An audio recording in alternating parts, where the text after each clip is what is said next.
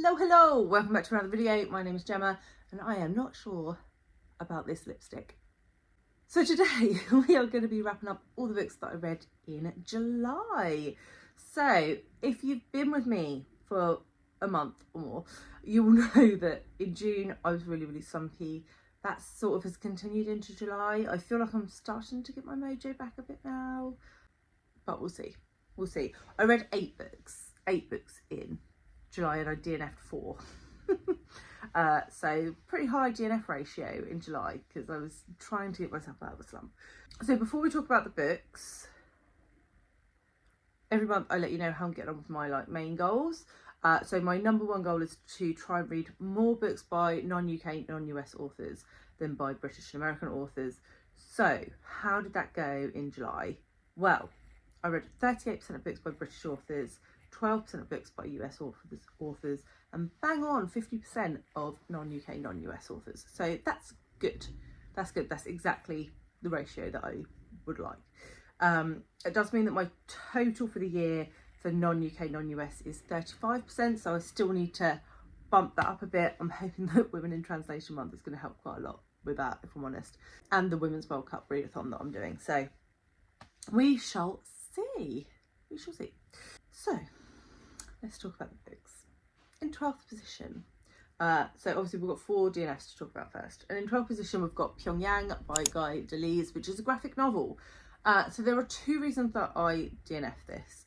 Firstly, I was reading it on Scribd, and I have Scribd on my phone, and you cannot zoom in on Scribd.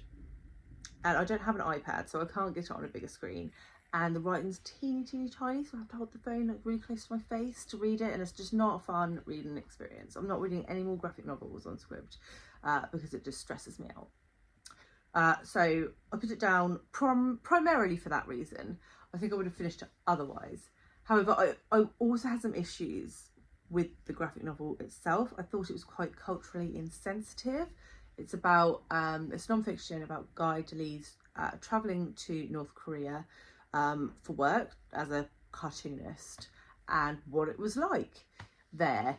But I don't know, just the way that he was talking about the North Korean people and the things that he had to do, it just felt a little bit insensitive, you know? Yeah. Moving on. In 11th position, we have The Cartographer Tries to Map a Way to Zion by Kei Miller. This is an essay collection, not an essay collection, a poetry collection by Kei Miller. And I'll be honest, it just completely went over my head. Definitely not, I definitely shouldn't be trying to read poetry when I'm in a slump. Absolutely not. And there was a lot of reference, I think, to specific Jamaican stuff within this, and I didn't really have a frame of reference for it, so I was struggling to understand where the references were. And yeah, I've got another Kei Miller to talk about today, so we'll talk about it again in a bit, but it just wasn't for me. In 10th position, we have God's Old Time by Sebastian. This is a new release and potentially going to be on the Booker long list. I don't know, you'll know when this video goes up if that's been longlisted or not. And it was beautifully written about an ex-police officer who's sort of retired, living in a coastal town, and sort of looking back over his life. 2 police officers come to his door and ask for help with an investigation that sort of opens up things in his memory. And I think this book had potential to be really stunning, but it was really slow paced and overly flowery. I don't know, maybe if I was in a different mood I wouldn't say that, but it was too flowery for my mood. I wanted down and dirty plot, you know? I just, yeah. So I think that was a case of wrong book at the wrong time. So I might attempt that again when I'm feeling less flaky. Maybe. One that I definitely will try again is the book in 9th place, which is The Remains of the Day by Kazuo Ishiguro. Don't come for me. I know it's a lot of people's favourite book ever, but it is really slow. And like I said, I needed hardcore dirty plot. and I was not getting that from the remains of the day. And I really, really want to like that book. I really want to like Kazuo Ishiguro. I was buddy reading this with Alice from Alice and the Giant Bookshelf, and she was in a similar state of mind. I think we've both been quite slumpy over the last couple of months. So we decided that we're going to put it down and we're going to pick it up later in the year. I would really like to read it this year, and I believe Alice feels the same. So I will come back to it. Don't come for me. But it just wasn't going to happen in July. In eighth position, we have When the Tiger Came Down the Mountain by Nghi. This is the second in the, I don't know, in whatever series that is. The Singing Hills? Yes, the Singing Hills series, which I think is based on like Chinese or like East Asian, Southeast Asian mythology. And in this one, the main character from the first book is in a cave and some tigers come and they're telling their story. I read this right at the beginning of the month and I can't really remember what happened, and I think that's exactly what I said for the first book of the series. It just didn't stick with me. It's very fairy tale-esque in the way that it's told. So if you're a fan of like old school fairy tales, I think that you will really like this kind of book. But it's just a bit too whimsical, maybe, for me. I don't know what the word is, but yeah, it didn't quite work for me, so I gave it 2.5 stars. Then, in 7th position, we have The Dance Tree by Kiran, Milwood, Hargrave, which was the FOMO book club pick for May and June. We did do a live for this on Alice's channel. Yes, it was Alice's channel. At the beginning of July, I will link that live show below. There are obviously spoilers in there. We go into quite a lot of depth about this book. So if you haven't read it, probably don't check that out. But if you have, there's loads of discussion in it.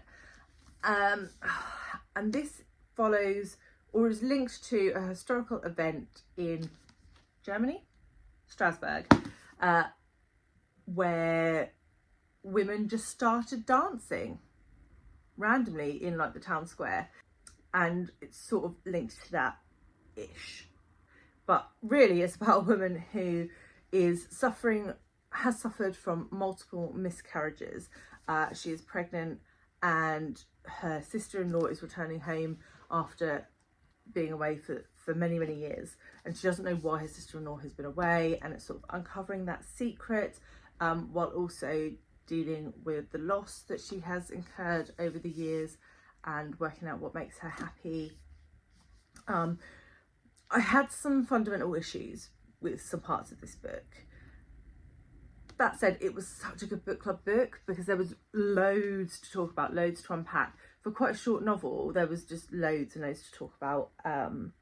So it was a good book club pick, but I'm not sure I really loved the book. I gave it 3 stars. Make what you will of that. Coming in 6th position, we have Augustown by Kei Miller. I did promise there was another Kei Miller. And this is a work of fiction set in the fictional town of Augustown, but there is a town called Augustown as 2 words, Augustown. This is together, so it's like fictional. Anyway, this looks at an old woman, Ma Taffy. Her grandson, great nephew, comes home from school one day and has had all of his dreadlocks cut off by his teacher, and he is just like devastated. And you sort of come to learn through the book what the dreadlocks mean to the Rastafari religion, and why that's such a big deal. And we see the town of Augustown sort of come up in response to that. You also go back in Ma Taffy's memory to when she was a child and some of the things that sort of stirred the Rastafari revolution in Jamaica.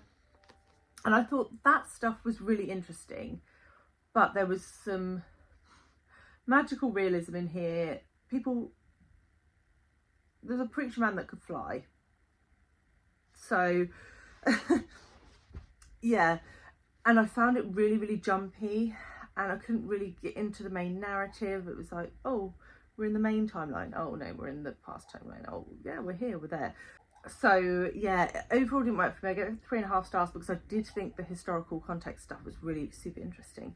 But yeah, maybe not my favourite. I was pretty disappointed after loving Kei Miller's essay collection last year. So is what it is. So then in 4th position, we have Sense and Sensibility by Jane Austen, which I read for Jane Austen July. And I buddy read that one with the lovely Alice from Alice and the Giant Bookshelf and the fabulous Jack from Spread Book Joy. And we have had a whale of a time reading this book. If you haven't seen it, I did do a rant review with spoilers just because the ending pissed me off quite significantly. But overall, I thought it was a fun read, so that's why I've ranked it where I've ranked it. I gave it 3.5 stars. It was fun, it was funny, but it just irritated me. So yes, if you want to hear some more in-depth details, again, check that review out.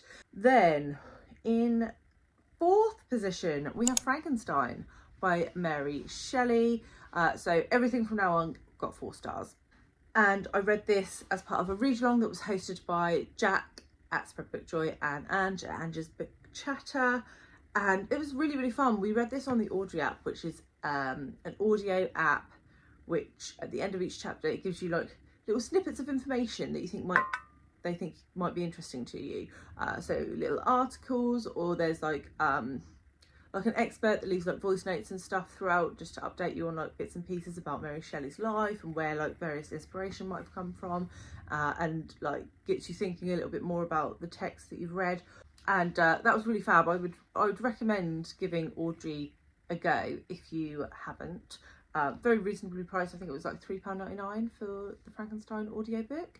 So yeah, really enjoyed reading it as part of that, and with the group, who were fantastic. There was so much good chat in there. I could hardly keep up with it all because there was just so much good stuff going on.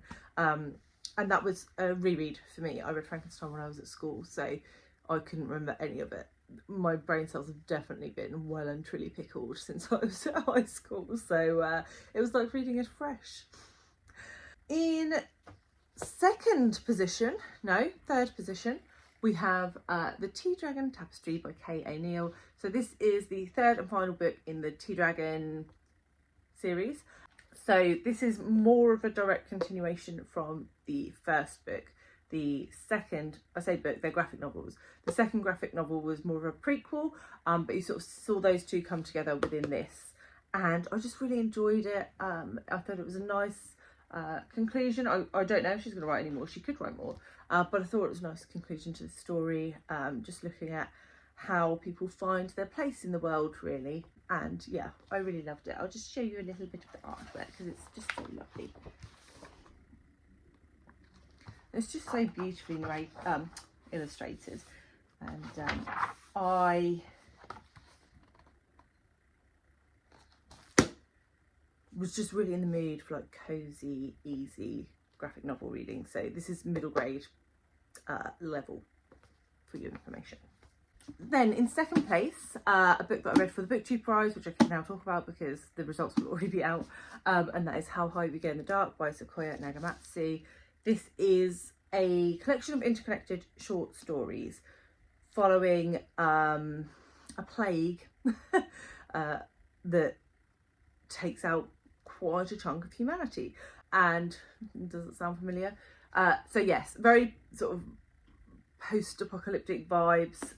If you are still struggling like with COVID-y stuff, then probably not the book for you. But I thought it was really, really good.